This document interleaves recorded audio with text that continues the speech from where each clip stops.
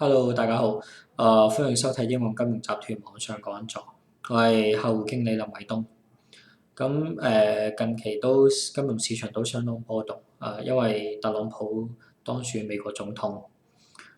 市場都幾驚訝，因為原本就好多人預期希拉里會上台做啦，即係好似今次嘅事件就好似英國人脱歐咁樣，即係大部分人都認為哇你英國冇可能脱歐。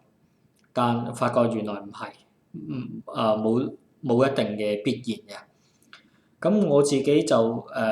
認為咧，嚟緊嘅4年特朗普都會相當頭痛，因為畢竟我自己睇翻依家問題就係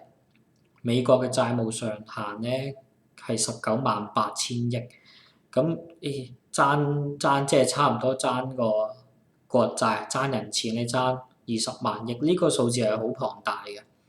咁依家呢個情況咧，其實我睇翻係同蘇聯咧1990年解體之前個情況好似，因為當時蘇聯政府咧佢個債務咧佔個 GDP 嘅比重係佔89%，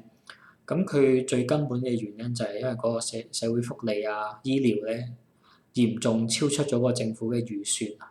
咁依家導致到個蘇聯經濟都崩盤，依家美國好相似，咁。唯一唔似嘅就係美國依家個債務咧，比佢個 GDP 仲要多。根據翻目前最新嘅一個數字嚟講嘅話，美國債務依家係去到19.8千億美金。咁而美國2015年嘅 GDP 係去到17.8千700億美金嘅。咁超出嗰啲部分，差唔多係接近成個中國嘅外匯儲備添。暫時美國咧冇問題，即係令到市場冇呢一個危機性。係因為美金本身就係一個國際嘅貨幣啦，世界嘅國際貨幣。咁其次咧係美國佢依家個息口係維持喺0.25厘到0.5厘，一個接近一個歷史低位嘅一個利息，淨係喺上年2015年加咗一次利息啫。咁我自己就講翻特朗普就係、特朗普佢其實佢係主張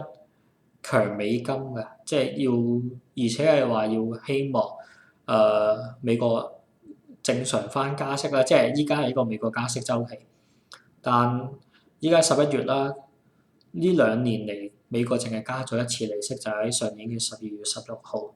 咁雖然嚟緊一次下個月嘅13到14號都